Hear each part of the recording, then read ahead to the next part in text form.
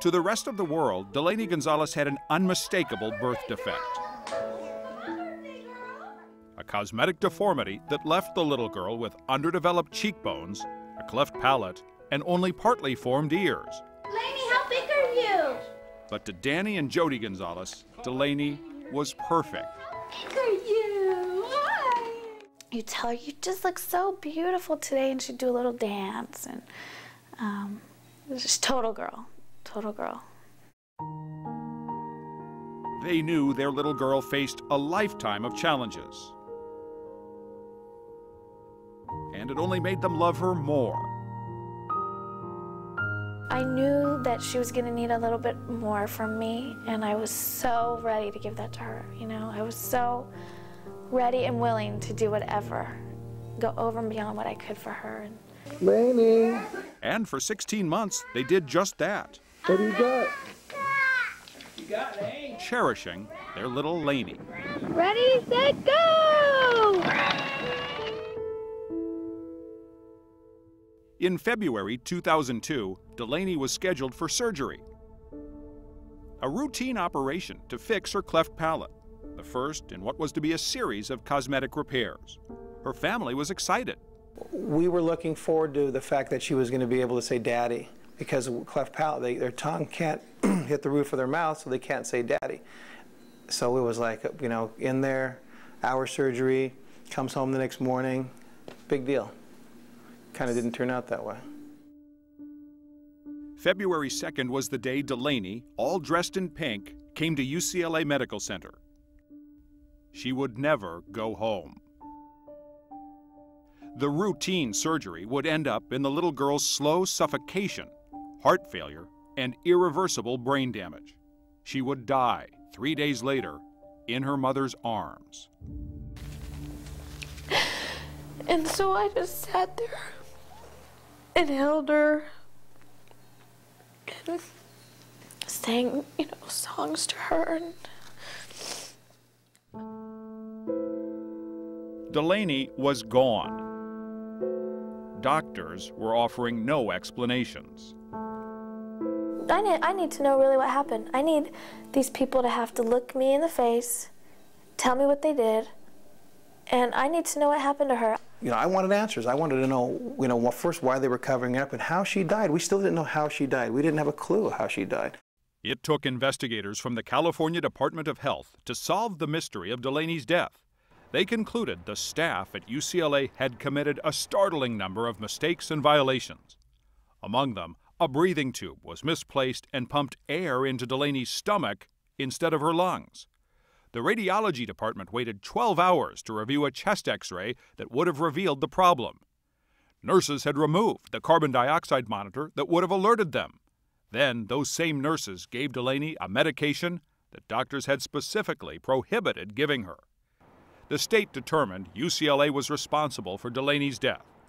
If not for that official investigation, the Gonzalez family would still be in the dark. Then you start to find out that they've put up their walls and that they're not. You have to get a lawyer. That's what you have to do to get any answers. But getting a lawyer would not prove easy. I called some attorneys, and one attorney didn't call me back when he found the circumstances out. The other attorney says to me, that's a $250,000 case, and then they didn't want to do it. Because of a California law limiting the dollar amount of non-economic damages in malpractice cases, attorney after attorney had to pass. The law is MICRA, the Medical Injury Compensation Reform Act. It was passed into law in 1975, 30 years ago. The state was being rocked with huge increases in physicians' medical malpractice insurance. What sticks in my mind was, I believe, travelers insurance proposed 476% insurance premium increases for physicians. And the doctors were up in arms. Sacramento's solution was MICRA. It mandated that in cases of medical mistakes, a victim's award for pain and suffering could be no more than $250,000. At the time, Congressman Howard Berman served in the state assembly. He was the chairman of the Select Committee on Medical Malpractice. He opposed the bill, believing the cap was arbitrarily low and inherently unfair. Regardless of the extent of the negligence and regardless of the extent of the injury, a person could be a quadriplegic for the rest of their life. I mean, we could describe all kinds of horrible situations that, apart from the recovery of the wage losses and the health care costs, the amount of pain and suffering was capped at $250,000. And I was not comfortable with that. I thought there could be situations where a person should be able to get more than that amount, and that was one of my concerns.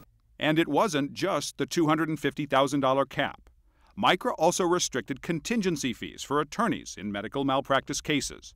The result drove some lawyers away from representing victims. Victims like the family of Delaney Gonzalez. Oh, we were turned down many times. Many times. We just happened to find one that it caught his heart more than anything else, you know? Alan Cronin is yet another example. He, too, the victim of medical malpractice. And like the Gonzalezes, he had trouble finding a lawyer because of MICRA. When they found out that my economic damages were going to be taken care of by workman's compensation, they threw their hands up and they didn't want, it appeared to me, everything appeared to me that they just didn't want any part of the case. At 40, he was looking out on a bright future. His little girl was growing up. He had a thriving career in electronics and was enjoying an active life. It was the year 2000 when he sought treatment for a work-related hernia. The fix was a simple routine surgery. I saw the surgeon. We set up an appointment for an outpatient surgery for the hernia. And I had the surgery done. And I was out the same day. But a few days later, Alan was weak, feverish, and it kept getting worse. He went back to the doctor. I also told him that I had seen the surgeon a few days prior to that and told the surgeon that my hernia site felt really hard. And also I told the surgeon that I felt that I had a fever on that particular day. Despite the signs, the doctor never checked for infection. A few days later, Alan slipped into a coma. It was then doctors realized a staph infection was ravaging Alan's vital organs. Gangrene had set in. There was only one way to save his life. And I woke up about 5 or 6 weeks later with no limbs, with missing my hands and missing my legs above the knee on both sides. His recovery has been excruciating. I have the pain where I can feel my hands, where my hands used to be, and where I can feel my feet, where my feet used to be. And while narcotics sometimes relieve the physical suffering, nothing eases the loss. Never again to walk or run. Never again to hold his family. Alan's worker comp policy has provided him a salary, and his medical bills are paid by Medicare. So MICRA mandates that Alan's damages, his pain, his suffering, his loss, is worth no more than $250,000. And that's the amount before litigation expenses and attorney fees, an amount set 3 decades ago and never changed. I think it's just really unconscionable that they haven't come back to lift the cap on pain and suffering. I find that they have maintained the cap since 1975 without any increase. What if we hadn't increased the minimum wage since 1975? What if we hadn't increased Social Security or disability benefits since 1975? It would be a scandal. What lawmakers may have considered fair back then isn't what it used to be. Taking inflation into account, $250,000 back in 1975 is worth only $68,225 today.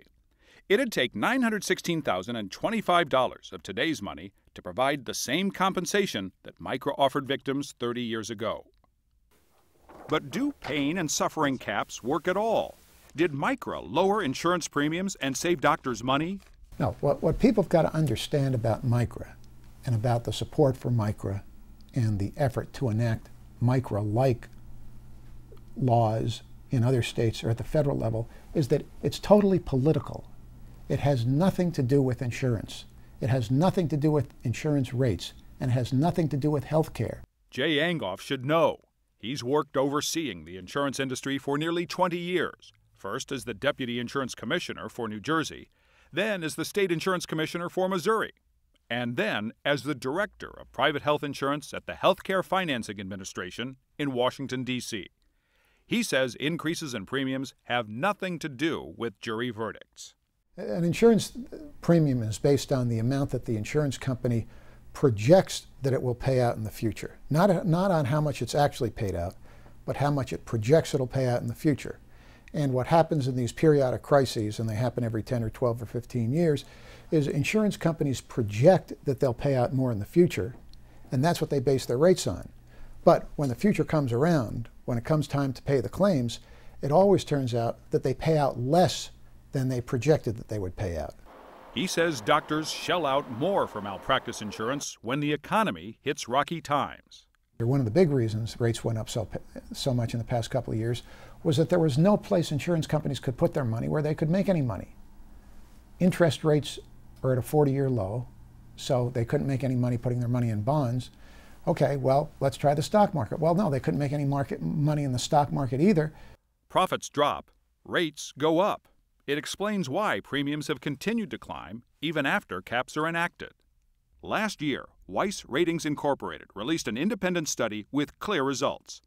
In 19 states that implemented caps during the 12-year period, physicians suffered a 48.2% jump in premiums. But surprisingly, in 32 states without caps, the pace of the increase was actually somewhat slower, as premiums rose by only 35.9%. It was not an isolated result. Study after study has come up with similar results. Supporters of caps ignore those numbers and say frivolous, jackpot lawsuits are driving up healthcare costs. Many of the costs that we're talking about don't start in an examining room or an operating room. They start in a courtroom. The president's solution, a federal law like MICRA, a $250,000 limit on non-economic damages in malpractice cases, designed to cut healthcare costs. Insurance companies publicly support it, but privately concede it won't work. Just 6 months after Texas passed a malpractice cap, GE Medical Protective, the country's largest malpractice insurer, submitted this document to the state's Department of Insurance. In it, they explain the need to raise doctor premiums by another 19%. They reveal non-economic damages are a small percentage of total losses paid. Capping non-economic damages will show loss savings of 1.0%. Limiting damages for pain and suffering has to have some effect, you would think, on the amount that insurance companies ultimately pay out. But what the companies have told us in their rate filings with insurance departments is that that amount is negligible. A negligible amount, a mere 1% for the insurance companies. But at what cost to consumers? I know that negligence has occurred where, because of the limitations of that law, people are not able to bring their case because they can't get a lawyer who's willing to invest the time and the resources into pursuing the case, because the lawyer is making a very practical decision that the potential for recovery and therefore the potential for his fees are so constrained by that law that it isn't worth it to bring the case. So I believe in a number of situations, in places that have laws like MICRA, some true malpractice is not being remedied. Jerry Agnew agrees. He's been representing victims of medical malpractice for 30 years. He's a former president of the Consumer Attorneys Association of Los Angeles and was once named one of California's most respected plaintiff lawyers by California Lawyer magazine. He says MICRA often makes it impossible for attorneys to take cases that have great merit. And the reason for that is quite simple. It is extremely expensive, requiring the input of many expert witnesses in the medical, science, healthcare, damage, economic arena. And those costs for those experts, those witnesses, must be borne by the victim, or in most cases by the attorney who is working on a contingency fee, which contingency fee is also capped and limited by this statute. As a result, I believe many people who have very meritorious cases involving injuries and even deaths that are only worth $250,000 in 30-year-old dollars are being denied access to justice. Lawyers cannot handle a case that is worth $250,000 if it's going to cost $50,000 to prosecute it on a contingency fee, where the other side can spend as much as they want, hire as many lawyers as they need in an attempt to defeat a meritorious claim. It can't be done. He says MICRA also allows insurance companies to lowball real victims, knowing that the law protects their maximum exposure. They know, they meaning the insurance companies, the attorneys who are hired by them, they know that the worst that can happen to them is $250,000 in non-economic damages. And they know they can make it extremely difficult, cost-wise, expert-wise, time-wise, otherwise, to prosecute a case to a conclusion. So they're capable and quite often do set up all the necessary roadblocks to prevent access to justice and to settlement, and then maybe settle a case for far less than it's worth. Supporters of MICRA want you to believe most medical malpractice cases are baseless, a quick shot at easy money.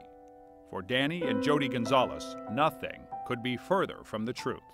And you read in the papers about these doctors saying that they call these jackpot lawsuits and stuff, and you say, what kind of jackpot is that? I lost my child. You know, how dare you say that my child is worth $250,000? Is yours, you know?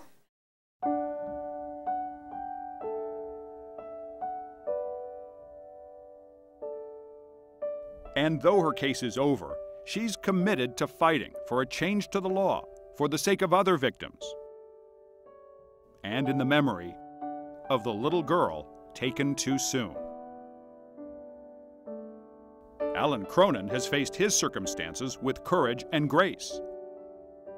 But what he won't accept is a law that is so cruel to so many. A lot of people want to forget about the real lawsuits and say, well, at least we're getting rid of the frivolous lawsuits, you know? I think sometimes people tend to think of it that way too. But there's too many people out there that really have legitimate lawsuits against doctors that did not do their job. Just two heartbreaking stories, but there are so many more. Forever condemned to a shadow of the life they once led. Twice victimized, once by the medical profession, then by a law which denies justice to those who seek and deserve it most.